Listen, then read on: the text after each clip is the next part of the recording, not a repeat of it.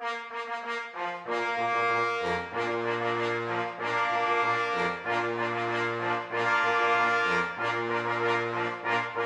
from among all others by the immortal elders, Solomon, Hercules, Atlas, Zeus, Achilles, Mercury, Billy Batson and his mentor travel the highways and byways of the land on a never-ending mission to right wrongs and to develop understanding and to seek justice for all. In time of dire need, young Billy has been granted the power by the immortals to summon awesome forces at the utterance of a single word. A word which transforms him in a flash into the mightiest of mortal beings, Captain Marvel.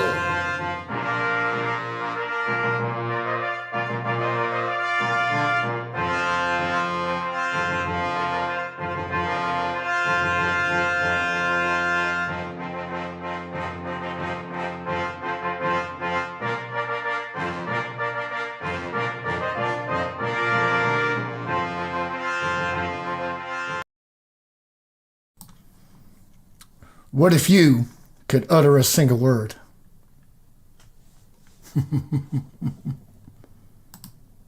And have the universe conspire to your every wish? Tonight is Center of Light Spoken Word. Shazam. Be right back.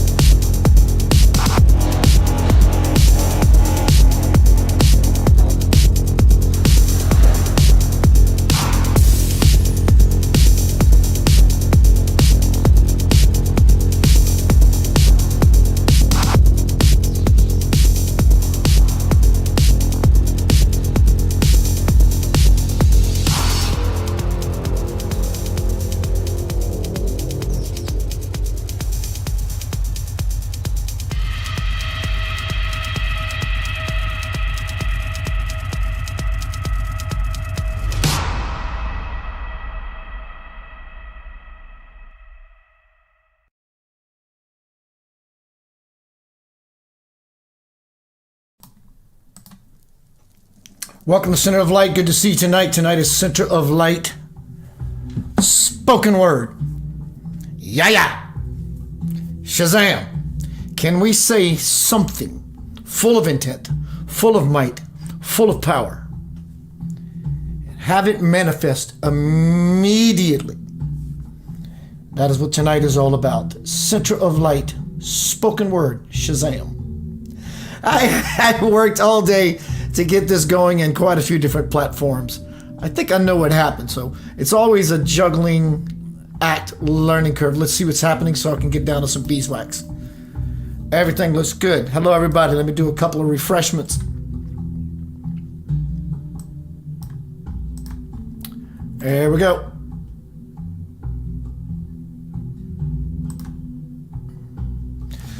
So tonight is Center of Light, Power of the Spoken Word.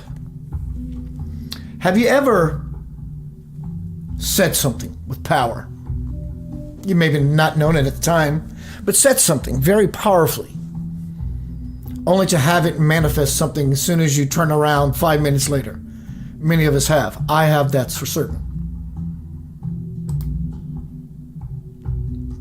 Tonight again is Center of Light spoken word. Shazam. Just say the word. Studio. What if we can have the oomph and tension in a single word, for instance, like we've been talking about so far, Shazam.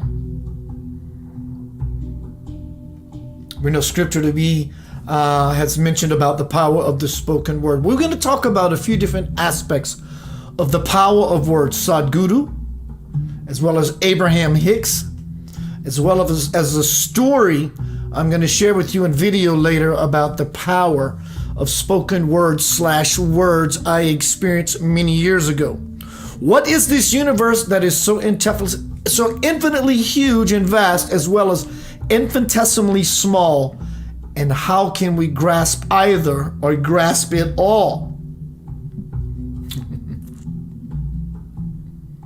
Again, as always, thank you, Dr. Katie Camara. Everyone who's contributed, shared, cared for Center of Light, for the fundraiser. Thank you. We're really reaching our goal. So thank you very much. I really was looking forward to pushing to 4 outputs. I'm always expanding. Lots of things coming down the pike for Center of Light Foundation. And you are a large part of the reason for that.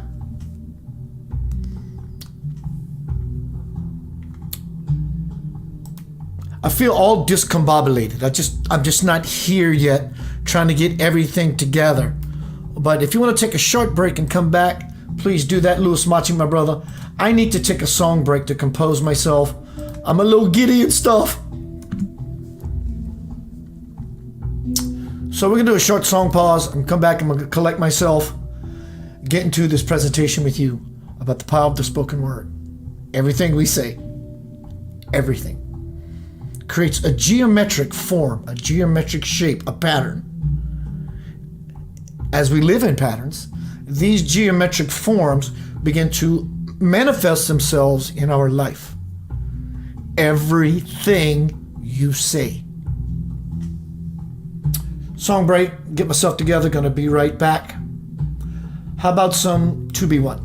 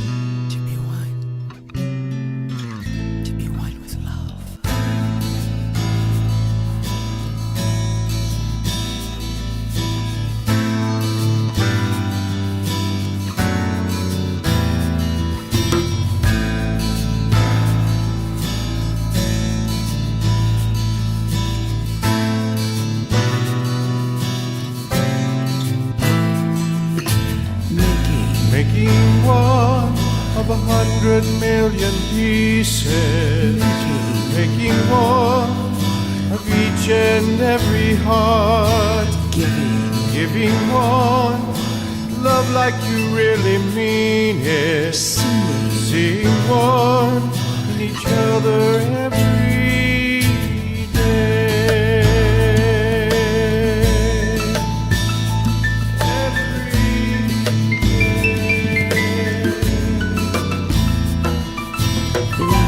Loving one is how to get to heaven.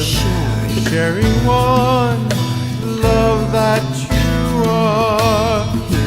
Hearing one, that little voice inside. Being one with all the people. Teaching one all the children about love.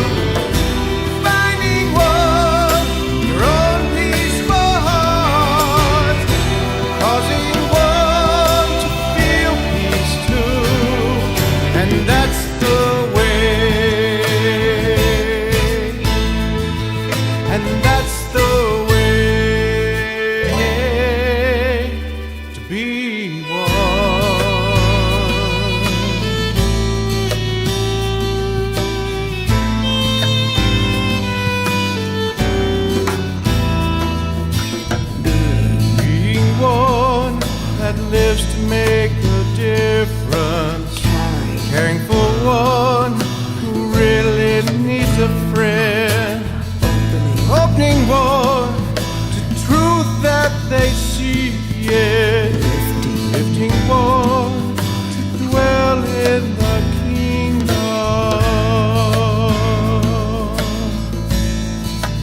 dwell in the kingdom, sending one only thoughts of happiness, receiving one love that's your gift. Think as one ends the separation. Being one saves the world. Teaching one all the children about love. Finding one your own peaceful heart. Causing one to feel peace too. And that's the way.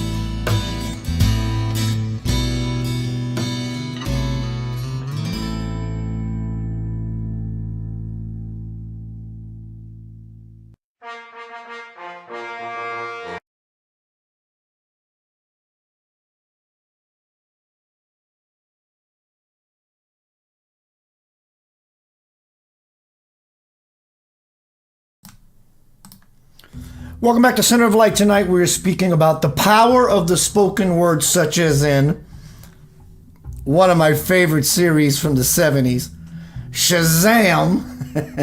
Wham bam, thank you ma'am, SHAZAM. Hot damn, let's get into this presentation. All right, it's good to see you. I think I got myself a little bit more together. Whew. Here we go. Power of the spoken word. In the beginning was the Word. The Word was with God, and the Word was God. So this starts from the very beginning of the very beginning in Scripture. By uttering a single magic word, SHAZAM, the series, young Billy Batson transforms himself into the world's mightiest marvel. Mightiest mortal, Captain Marvel. The acronym, I didn't know this. I found this out today. Hello, Melinda. I found this out today. SHAZAM is an acronym for the 6 elders that he would talk to when he would have an issue that he was going to go and save the day. It's an acronym for the 6 elders. SHAZAM: Solomon, wisdom; Hercules, strength; Atlas, stamina; Zeus, power; Achilles, courage; and Mercury, speed. In a word, SHAZAM. Word definition. The definition of the word, word. And a single distinct meaningful element of speech or writing used with others or sometimes alone to form a sentence and typically shown with the space on either side when written or printed. Similar: term, name, expression, designation, locution, turn of phrase, idiom, appellation, vocable. These are new words for me, and I'm a wordsmith. I love it. A command. The power of the spoken word, the definition of word. A command. Password, to be able to get in, or signal. Similar: instruction, order, command, signal, prompt, cue, tip off, go ahead, thumbs up, green light, high sign, decree, edit, mandate. right? Continuing on with the new definition. Power of the spoken word. Magic. The power of apparently influencing the course of events by using mysterious or supernatural forces. Similar sorcery, witchcraft, wizardry, necromancy, enchantment, spell working, incantation, the supernatural occultism, the occult, black magic, white magic, the black arts, the white arts, devilry, divination, malediction, voodoo, hoodoo, sympathetic magic, witching, witchery, charm, hex, spell, jinx, mojo. I love this word, orenda. Orenda, look it up when you get a chance. Makutu, muti, sortilege, some other words I can't pronounce, so we're just not going to even go there.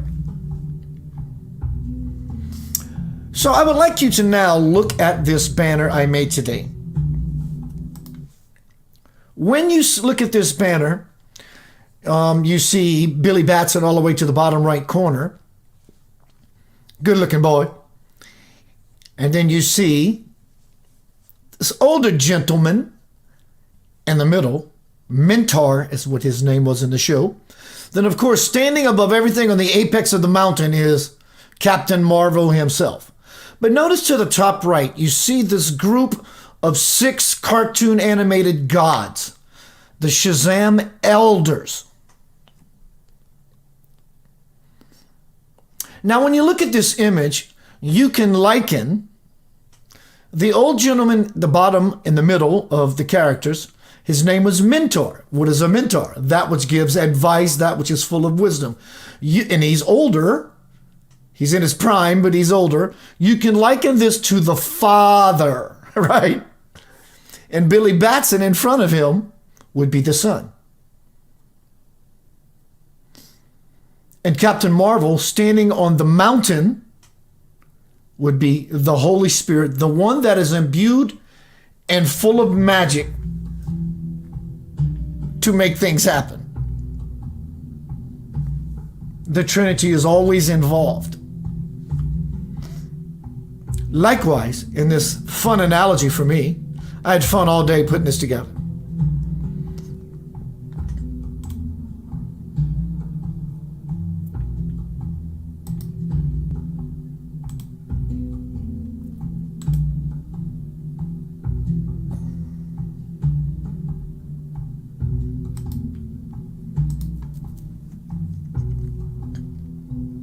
I have had moments in my life when I would say something and things began to happen. My mentor, many years ago, told me a beautiful story. Beautiful in the sense that it's very, very powerful.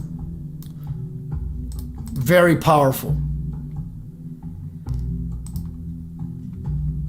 He told me one night, a friend of his was sleeping, and he's been having these issues with this swimming pool next door. The swimming pool pump was acting all kinds of wonky and stuff. And after about 2 weeks of that, hello Elaine, after about 2 weeks of that, 3 o'clock in the morning, he's a pretty powerful individual. He's a metaphysician, spiritual guy.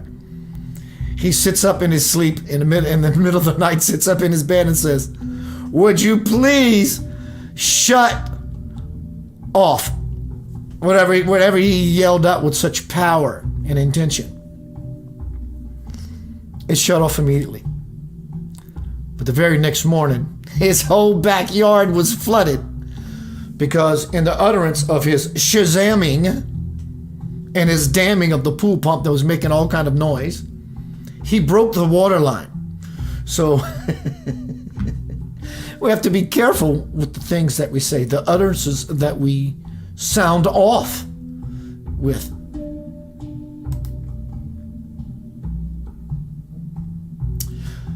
Some very powerful words for you.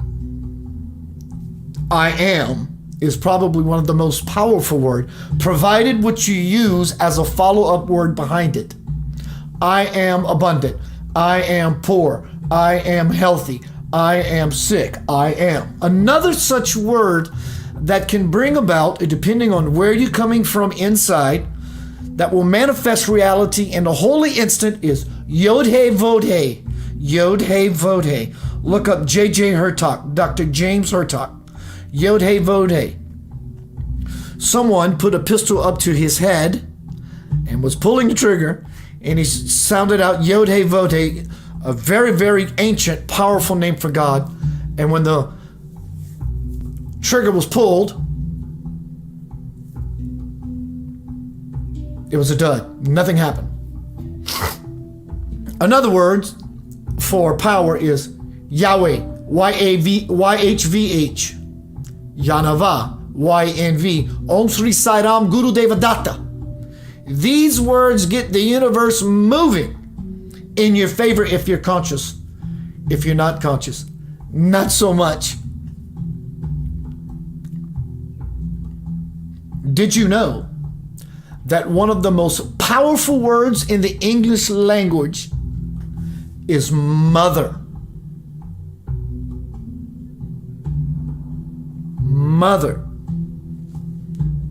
One of the most powerful words in the English language. Tonight is Center of Light spoken word. SHAZAM, or whatever's your favorite utterance. Video number 1 by Sadhguru.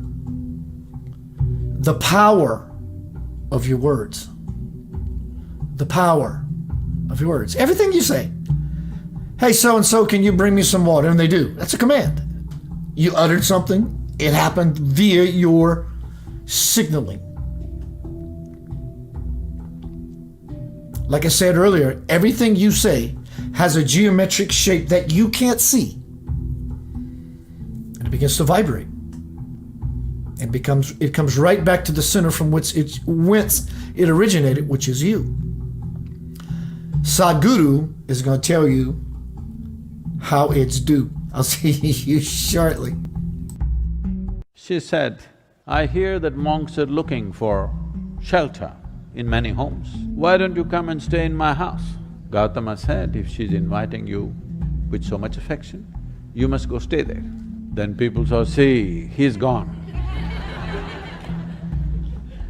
Gautama, the Buddha, with a large group of his disciples who was continuously traveling, made a rule that during the monsoon season, those 2.5 months, you can stay in the same place.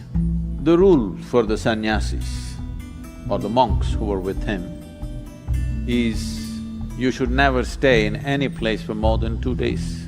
Normally, the monks were sheltered in many homes. So this rule he passed, more than 2 nights you don't stay in one house because it will be too much of a burden for the host. They are housing 10 people, you don't stay there for a month. 2 days, it should have been 1 day. 2, because you have walked a long distance and come. Bit of recovery time. But during the monsoon season, he said, up to 2 to 2.5 months you can stay in one place because walking through the jungles of that region during the monsoon season would be treacherous and many would lose their lives. So this is a time like that. They stayed in a large town and they were spread across in many homes. The monks went out to get their alms from the people. Ananda or Ananda Tirtha, as he was known, who happened to be Gautama's elder brother before his monkhood, went out and there was a courtesan or a prostitute in the town. She gave him alms, looked at him, a handsome young man, tall and straight. She said, I hear that monks are looking for shelter in many homes. Why don't you come and stay in my house? Another said, I have no issue, but I must ask the Buddha as to where I should stay. Then she became really taunting. She said, oh, you're going to ask your guru? Go and ask him, let's see what he says. So Ananda brought what he had collected for the day Gautama was sitting, he came and placed it at his feet, and everybody is supposed to find food and shelter wherever they go. Ananda asked, like this lady is inviting me, can I stay there? Gautama said, if she's inviting you with so much affection, you must go stay there. The townspeople who were sitting here, they said, what? A monk is going to go and stay in a prostitute's home? This is it. This spiritual process has become corrupt. Gautama looked at them and said, why are you so worried? The lady is inviting him. Let him stay, what is the problem? They all started getting up and started shouting. He said, wait, I am on this path because I see this is the most powerful way to live. Now you're telling me her ways are more powerful than my ways.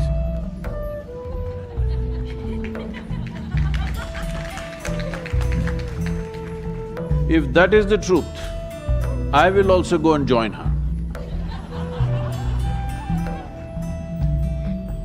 I'm here because I see this is the most precious and powerful way to exist. If you think her ways are better than mine, I should also go and join. Because if you're a true seeker, that's how it should be.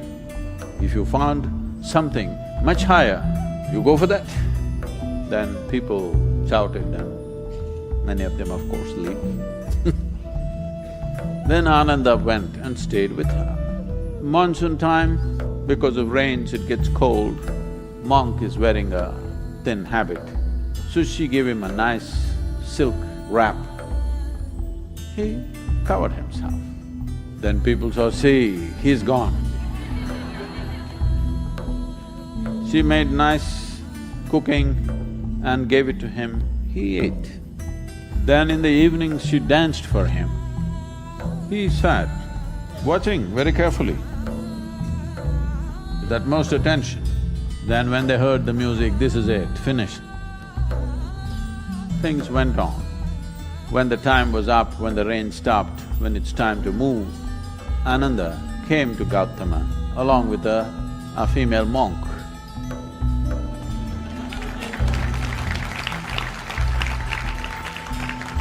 So, the power of being on the path of truth has been there, but has been many times at its height, but never got mainstreamed. I see that today, because of our ability to communicate, because of the tools of technology, the natural longing, the innate longing in a human being to find truth, this is not a thought thing. This is not something that been taught to people that you must seek truth. It is natural for human intelligence to seek what is highest. If you are given an option, any human being, given an option, either to be here or there, he will always say, I want to be there. Right now he may be caught up here, but aspiration is to go to whatever is the highest. It is just that we have to show him that there are better highs than getting drunk, there are better highs than drugs, there are better highs than being caught up in social drama, there are better highs than being better than someone else. We just have to show it to him, we have to make him understand there is a better high. Forever, many sages, saints, yogis, gurus have been doing this, but as I said, they were gentle people. They didn't have a voice like me.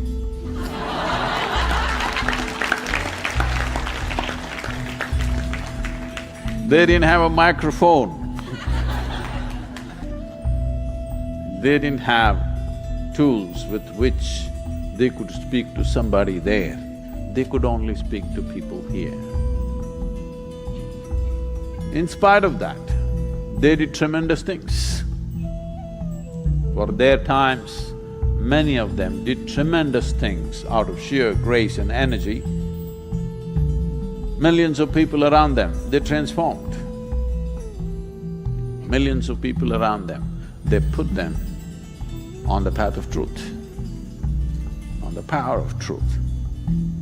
But the time has come where our ability to communicate is such, we can make truth slip through every door.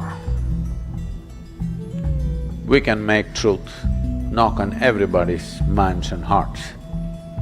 Never before this was possible. Technology has rendered us to this place.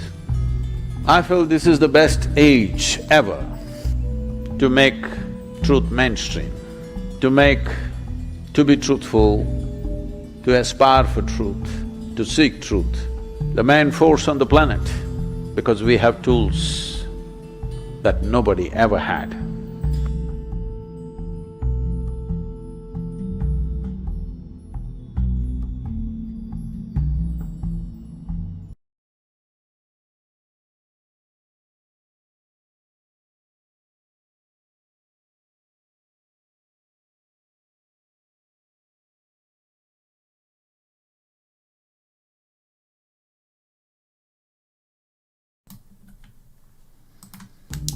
Welcome back to Center of Light. Tonight is Center of Light, spoken word, the power of the spoken word.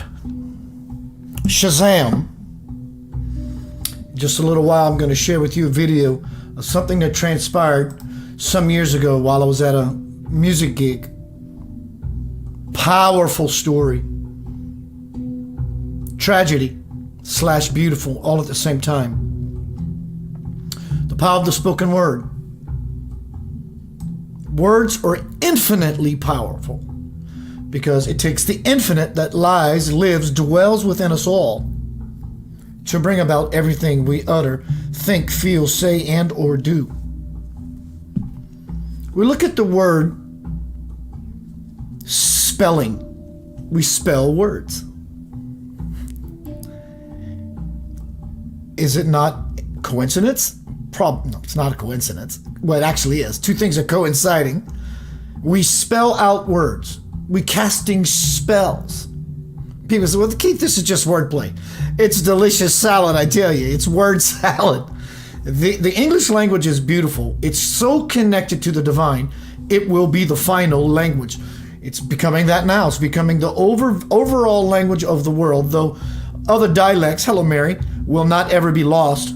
Other tongues will not be lost. Tongues, speaking, spelling. We speak words into being. As I gave an analogy or an example just a little bit ago. Hello, son, daughter, mom, dad, would you bring me some water? You're speaking, you're spelling, and therefore your mom, dad, son, or daughter brings you some water at your command. Mind your words, I tell you. Especially in this time, for the time is at hand. Video number 2, Abraham Hicks, audio bite number 2. I can't show you the video. The power of the word. Be careful what you say.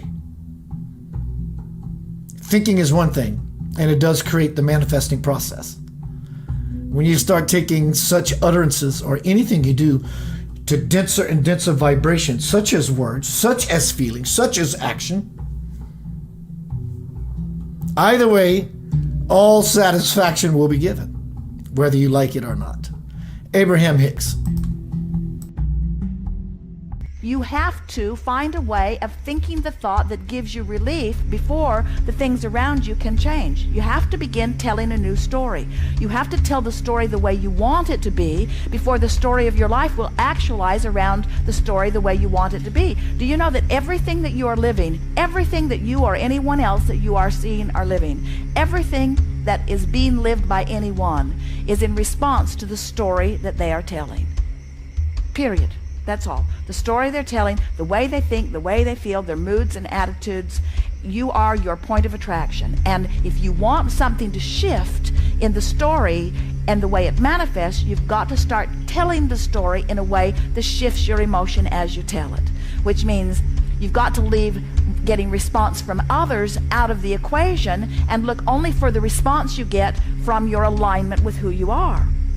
We know it's entertaining to talk about things that evoke responses from others. Sometimes you want their sympathy. Sometimes you want their understanding. Sometimes you just want them to be on your wavelength with you so that they'll understand what you understand.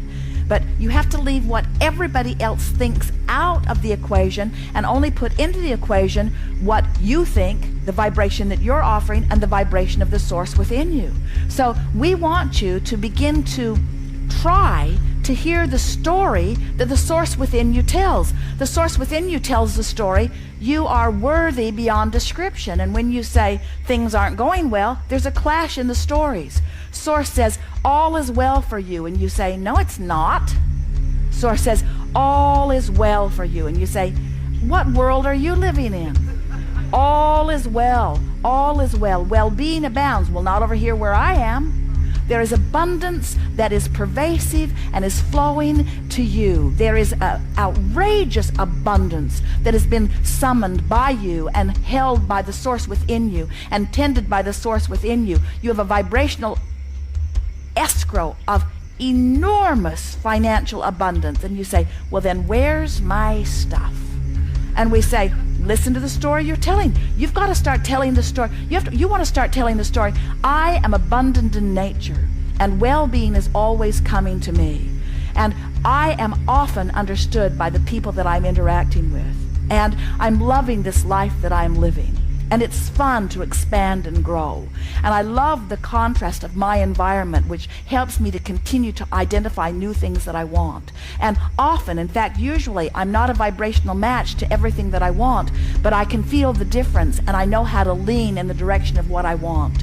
And my life just gets better and better, and I'm surrounded by people that are like me, learning about life. And it's really fun to be in this physical body and expand. And I get the sense of who I am, and often, when I'm really not paying attention, I can feel the source within me just sort of wrapping those non-physical arms all around me and through me. I can get that non-physical hug, so to speak, from the inside out. Sometimes I can just feel the well-being of my being. Sometimes I get glimpses of what's in my vibrational escrow, and I'm really enjoying how my life is beginning to unfold. And I'm noticing that the people around me are more and more enjoying their life also. And I'm feeling a freedom from detaching myself from what they're thinking or from what they're wanting from me. I'm doing such a good job of living my life. I'm starting to realize the reason that I came forth into this physical experience. In other words, as you start practicing the story that resonates with who you really are, you'll start offering the vibration of that. And you see, you cannot become a vibrational match to who you really are and what's in your vibrational escrow without everything that matches that actualizing around you.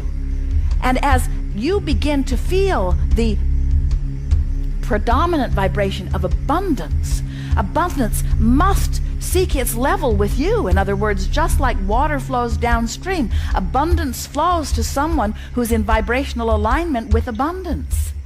As you say things like, I have to work so hard for what comes to me, then you have to work so hard for what comes to you. As you begin to say, things are coming easier and easier, and I'm beginning to understand how the universe flows, and I'm beginning to understand the vibrational world, and I'm beginning to leverage my time more by pre-paving more things. I'm becoming more of a mental being. I'm not reacting to so many things. I'm lining up more. I'm sensitive to the energy. I'm feeling strong negative emotions. Sometimes really things rub me the wrong way, but that's a good thing, because that means something's out of sync with what I'm wanting. I'm getting more intuitive about people. I can feel when they're leveling with me. I can feel when they're not. I can feel when it's to my advantage to interact with them. I can feel when it isn't. In other words, I'm becoming more intuitive. I'm getting my senses are out there in advance. I'm doing a better job of pre-paving. Tell that story. Tell the story of how well things are going. People like me. I'm doing well everywhere I go. Good ideas flow to me constantly. I always have a good time. I have fun wherever I am. There's cooperation around me all the time. New ideas are flowing to me constantly. I never get enough of this physical experience. I love living life. I'm feeling so vital and alive. I love the people that are surrounding me. I love the variety of people. I can see the diversity of the talents and the people that are around me. And I realize what a wonderful team that we are working together. I'm appreciating the people of this planet more and more. I love the cooperative nature that we are all about. I love knowing that we are all casting our vibrational vote votes. I love knowing that there is no injustice. I love knowing that everybody gets exactly what they are offering vibrationally. I love knowing that I'm getting exactly what I'm offering vibrationally. I love knowing that I don't have to hold anybody else responsible for the way my life's unfolding. I love getting into this appreciative mode, because the better it gets, the better it gets, the better it gets. I'm eager about this life experience. I want everybody to have the fun that I'm having in this life experience. I'm not bothered by those who aren't having fun, because I know the potential for fun is there for all of them. I love being the clear example that I am. I love offering my vibration deliberately, and I love watching all of the universal factors lining things up. I love how circumstances and events come into alignment to give me evidence, post-manifestational evidence of how I'm doing vibrationally. I love knowing that it doesn't matter what's going on right now, because I can keep telling a new story. I love knowing that it doesn't even matter how good my story is right now. It might not even be close to the best story that I can tell, but I love knowing that I can continue to tell a better and better story. And I love knowing that the cooperative universe will keep matching my better and better story. I love knowing that I have the option to focus. I love knowing that I am the center of my universe. I love knowing that it's a vibrational universe. I love knowing that law of attraction is utterly consistent and will never bring me anything that's not a vibrational match. I love knowing that everything that I get is because of something that I've been saying chronically. I love knowing that I can morph the story, I can tell a different story, and I love the cooperating universe that will continue to give me evidence that I've changed the story that I'm telling. I love knowing that I never get it wrong and that I can't get it done, and that no matter where I'm standing, there will always be new data that's coming. I love all of the people that are surrounding me, that are playing the same game that I'm playing. I love knowing that they're not in charge of me, that they can't control me, and that I'm not in charge of them, and that I can't control them. I love knowing that we are all here as vibrational entities. We are all here as extensions of source energy, and that we are all much more in harmony with each other than we are not in harmony with each other. I love knowing that every particle of the universe has that which is wanted and that which is not wanted. I love knowing that every person within whom I interact, there are things that I would like about them and things that I don't like about them, and that it's up to me to fixate on the part of them that I want more in my life experience. And I love knowing how cooperative many of them will be. I love knowing that even the most tuned in, tapped in, turned on person, I can extract from them something less than tuned in, tapped in, turned on, because I am a powerful creator. I'll get from everybody whatever it is that I focus upon. I am responsible for my experience. I get the complete credit for everything that's happening to me. I love the stability of this time-space reality, but I love even more the stability of the eternal nature that is me. I love my expansion. I love where I am. I love where I'm going. I love where I've been. That's the story you want to tell.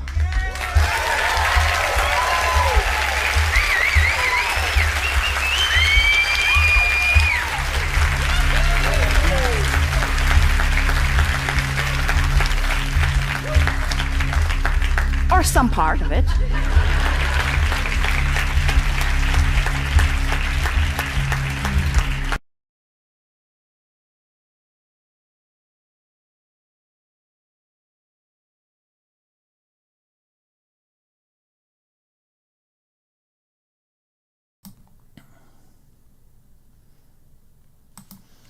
Welcome back to Center of Light. Tonight is Center of Light. Spoken word, the power of the spoken word. In this case, me having my fun. Shazam! Your whole life is a prayer. Whether in formal prayer or just going about your day, your whole life is an open-eyed or closed-eyed prayer. That being said, word, power of the spoken word, are you telling your story, or are you sharing your glory? That's the it of it all. There's nothing else. Big or small, short or tall. Mind your words. They have infinite power. I am now going to share with you an experience that happened 16 and a half years ago. My son, now almost 17, next month, he was 6 months old. 2005 and a half, 2006, I was playing a gig. This is truly going to reveal what you say is everything. Listen closely. It's a beautiful story. Tragically, it is. But when you hear what transpired with me and this beautiful girl by the name of Amber, when I held her head and her hands in my hands, what was said, wow, alleviated all of my toxic anger, grieving, anxiety, energy. This is my tribute to Amber. The power of the spoken word. Mind what you say. Shazam. One night, I was playing music. I usually arrive to my gigs a little early. I like to get settled in. I don't like the busy-mindedness of being under a time constraint and having to plug all the PA system in and sound checking and tuning my guitar and making sure that everything's right down to the wire. I just can't function with a peaceful mind like that. So I was there about 6:30, and a friend of mine I have not seen in quite a while comes up to me and, "Hi, Keith," and "How are you doing?" and saying hello and just kind of getting in her space a little bit, asking her some questions. "So what's been going on?" "Well, Keith, I'm having some difficulty in my life surrounding this, that, and the other," and really pouring her heart out. But there was something encrypted in her message to me. Indirectly, she kept telling me she wants to die. I wish I could see my ex-boyfriend who had died, tell him how sorry I am. I wish it was me instead of him. I wish I can tell him face to face. And after hearing this for a while, I would share with her, "Amber, you might want to be careful what you're asking for. You're indirectly telling the universe that you want to die. And if that's a choice you're making consciously, then that is your free will choice. But nonetheless, you are affirming to the universe that you had enough of this place." The following week, the same routine occurs. I'm sitting there, eating some food, getting settled in for the night to start. And Amber comes up to me again and proceeds to tell me the same exact things. "Keith, I miss Jeff so much. I just feel so bad. I wish it was me. I want to tell him face to face. I wasn't a good girlfriend." That night. But before her and I separated from our conversation, out of nowhere, I just felt to ask her, "How are things with you and your ex-husband? Is he giving you space to breathe? Is he leaving you alone? Is he still causing you trouble?" She says, "You know what, Keith? He has not bothered me in about 4 or 5 months." I was like, wow, that's pretty cool. At least for that, for sure. That night, after playing my first set of music, I was going back on stage. And to let the rest of the bandmates know that it's time to get up and start our second set, I turned on my bass amp. And there's a certain order. If you turn on the amplifier first and then the channel on the soundboard, there's no noise. If you turn the channel on the soundboard on and then the bass amp, there's a snap. So at the exact time I turn my bass amp on, I hear snap and can attribute it to the process of what I just showed you. And then I hear snap again. And then everyone in the room is rushing towards the front, to the front of the stage, to me, in my direction. That's a gun. And I knew it. And people are screaming, "Oh my God." And as I affirm to myself, that's a gun, I'm automatically in denial. This can't be happening. But yet, at the same time, I'm ducking down. 45 seconds later, a minute later, when I realized whatever was happening was over with, Nosy Keith, or yet am I being prompted, decides I'm going to go investigate. only to find my friend Amber laying on the floor, dying from a gunshot wound to the back. It just so happened her ex-husband came to the door of the club, paid $2, scrounged in his pocket for change, looked around the room, found her, walked up to her, pushed the people out the way, and put a pistol to her back and shot her dead. When I walked around the room and saw her lying on the floor, I immediately went up to her. And there were some paramedics and some police officers that were fans of the band. And they said, "Where are you going?" And the nurse said, "Let him go. She would want to be in his space." I ran immediately up to her, put her hand and her head in my hands, and began to cradle her and speak to her in the ear, saying the act of contrition in my own way, and telling her that if she wanted to go, have a blissful ride and I wish you well, but if you want to stay, that would be equally as beautiful. Needless to say, she did not survive.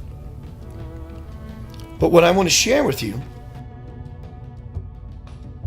the anxiety, the fear, the anger that I had when I was on stage, when this began, when I heard the gunshots and everybody screaming and running.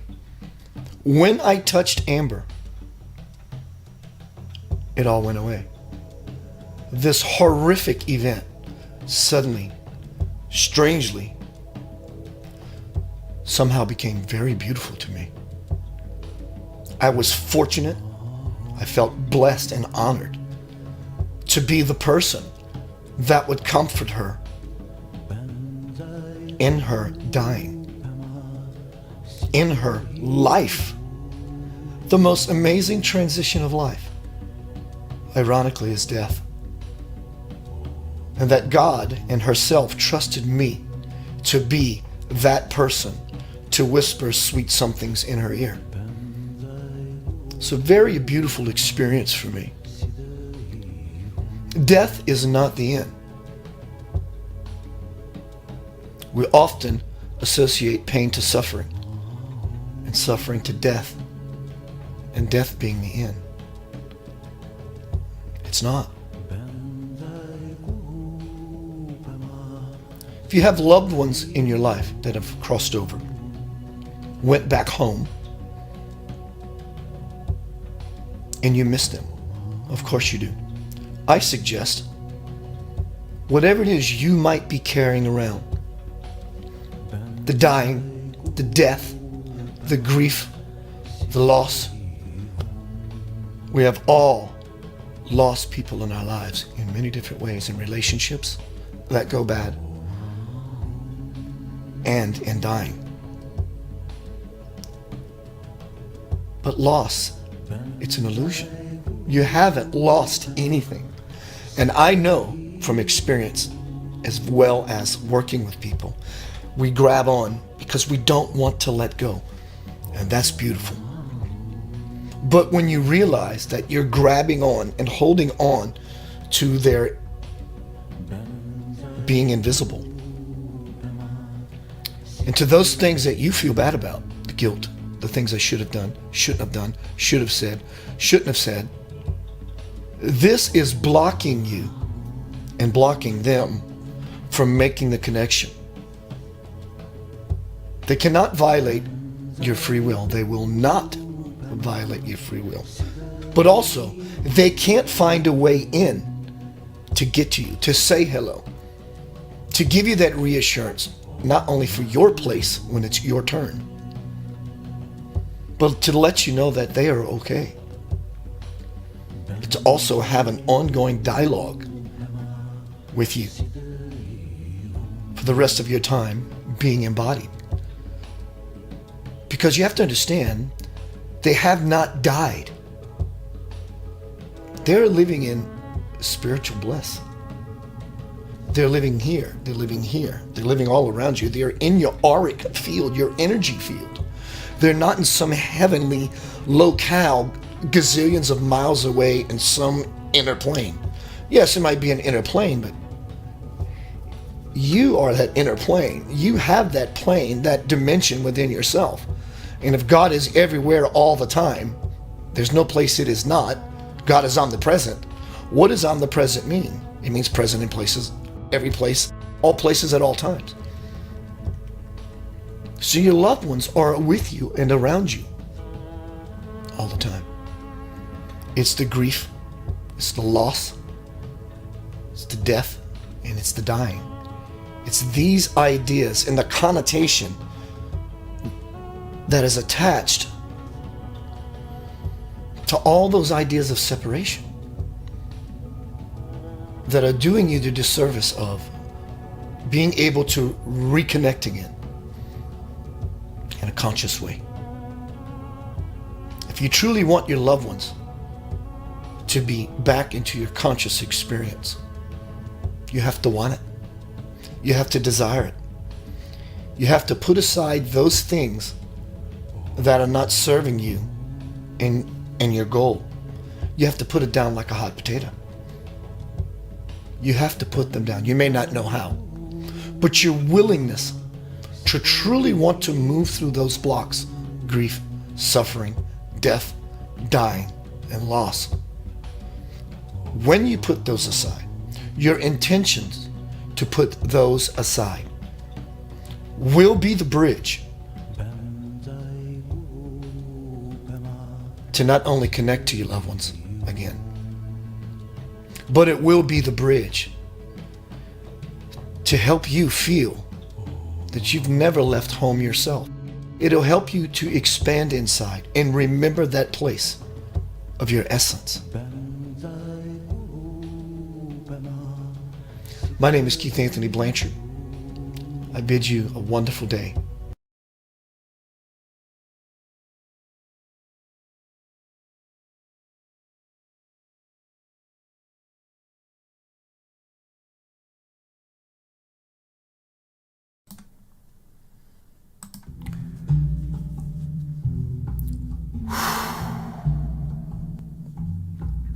That story is just like yesterday. Wow. The power of the spoken word. She spoke her death in front of my face twice into existence. A lot of the words that we use, spoken word, SHAZAM, whatever your SHAZAM word/words are, we either create life or death. Hello, Natalie. Words create life or death. But you see, even in the words that we speak, they create death. It is still life, because death is the ultimate transition back into life itself. In this regard, telling a story that creates life or death, but the death aspect of it can be attributed to unconsciousness. Consciousness always chooses to bring about life.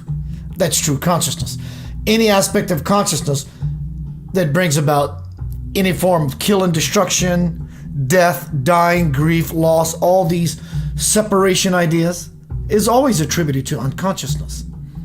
The power of the spoken word. In the beginning was the Word was with God, and the Word was God. And because we are created in the similitude and image and likeness of our Father, divine parent, mother, sister, brother,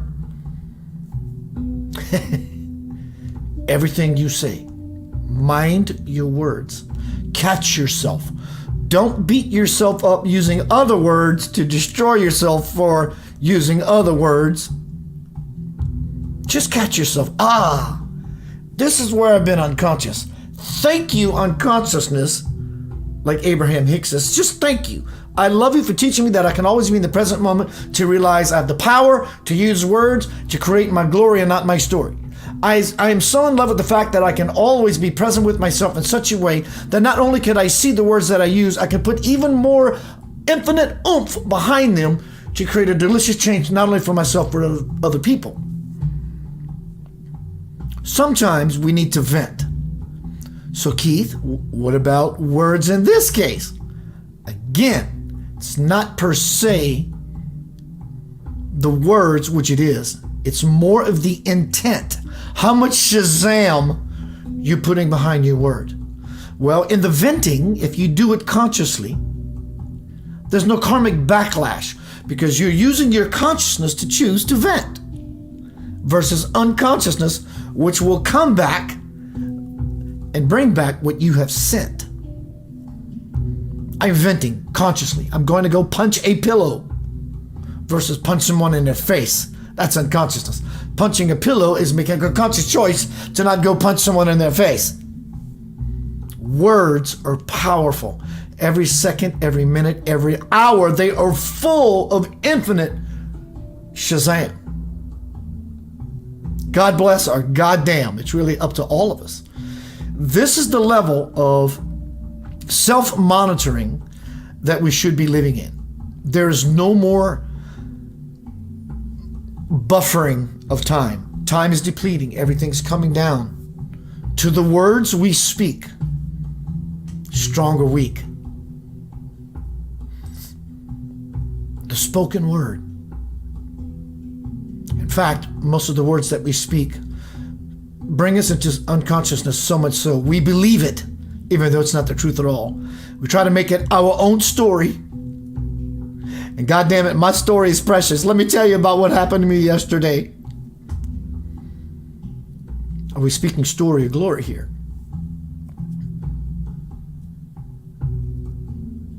Go for a week. Try it for a day.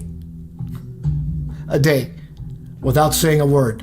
Unless you have no choice, but you have to speak because something is involved as to why your presence is being required to say a something. Go as long as you can without speaking.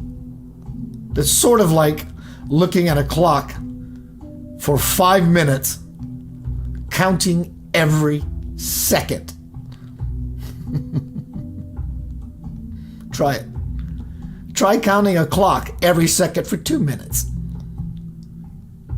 Likewise,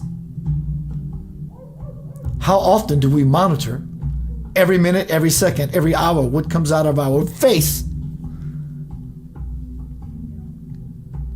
So, spiritual liberation is truly about being on the ball, so much so that you consciously know when to chime in or chime out. And you use your words deliberately when it's time.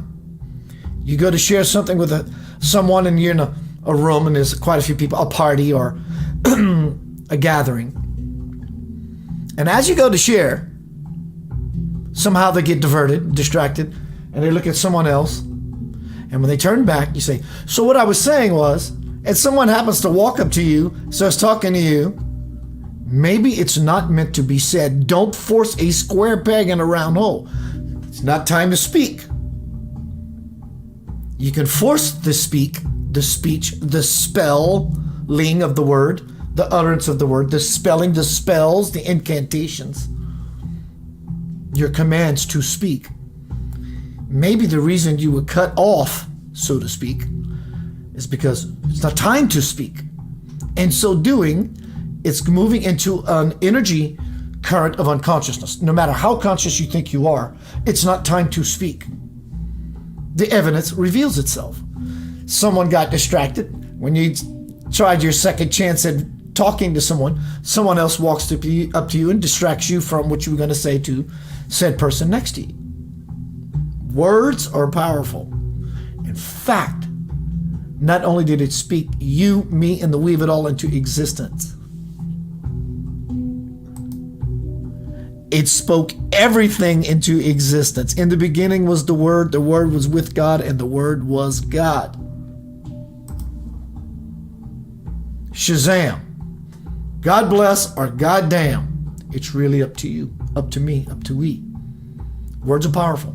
Try this tomorrow. Try tonight. Write it down somewhere where you're not going to send yourself a reminder tomorrow on your cell phone. Good morning, beautiful soul. Don't speak. One, it may be a little difficult to not speak out of habit, but two, in your not speaking, both of those are going to require you being conscious. And it's going to require you to play with it a little bit, to finally settle in. But we win when the integration happens of, I don't need to say anything, but I will speak when it's my turn. The power of the spoken word. Try it. Go into a room and scream, I love every one of you, even though I don't know you. We are connected. And watch what happens. Go into a room and say something else, and watch what happens. Either way, be the observer. Step back, fall within, be silent, and watch what happens. As everybody yammers on, the world is bickering. Step out of the fight. Get out of the noise. Poise. Become conscious. Mind your words.